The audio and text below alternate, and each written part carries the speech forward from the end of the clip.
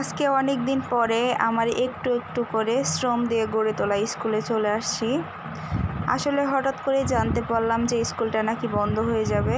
খুবই খারাপ লাগতেছিল এই কথাটা শুনে, তাই শেষবারের মতো স্কুলটা দেখতে আসলাম। এই স্কুলটাতে অনেক স্মৃতি আর মায়া জড়িয়ে আছে, কারণ ছাত্রছাত্রীদের সাথে, আমার সহকর্মীদের সাথে অনেক সুন্দর সুন্দর মুহূর্ত কাটিয়েছি। সত্যি সেগুলো ভোলা অসম্ভব। ভেবেছিলাম স্কুলে আসলে হয়তো আমার ছাত্রছাত্রীদের সাথে দেখা হবে, কিন্তু দুঃখের বিষয় অনেক লেট হয়ে গেছে আসতে আমার। স্কুলে এখন আর কোনো ছাত্রছাত্রী নাই, স্কুলটা একদম বন্ধ হয়ে গেছে। স্কুলের টেবিল, চেয়ার, ফ্যান সব কিছু খুলে নিয়ে যাচ্ছে। স্কুলটাতে আমরা 5-6টা ম্যাডাম ছিলাম, এক একজন এক এক জায়গা থেকে আসলেও আমরা একটা ফ্যামিলির মতো ছিলাম। তো অফিস রুমে আমরা চলে আসলাম। এই স্কুলের প্রতিটি কোনায় কোনায় আমার স্মৃতি জড়িয়ে আছে। আসলে স্কুলটা বন্ধ হয়ে যাওয়ার কথা শুনে সত্যিই খুবই খারাপ লাগতেছিল, কারণ স্কুলটা যখন স্টার্ট করেছিলাম তখন আমরা মাত্র 3জন স্যার ম্যাডাম ছিলাম।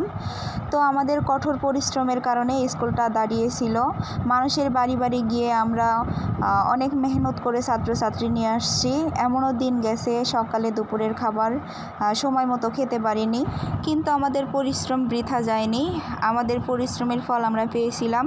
প্রথম বছরেই মাশাআল্লাহ অনেক ছাত্রছাত্রী পেয়েছিলাম, কিন্তু দুঃখের বিষয় যে কিছু কিছু কালপিটের কারণে স্কুলটা এখন বন্ধ হয়ে যাচ্ছে। যদি স্কুলটাতে আজ আমি রানিং থাকতাম তাহলে স্কুলটা হয়তো আজ বন্ধ হতো না।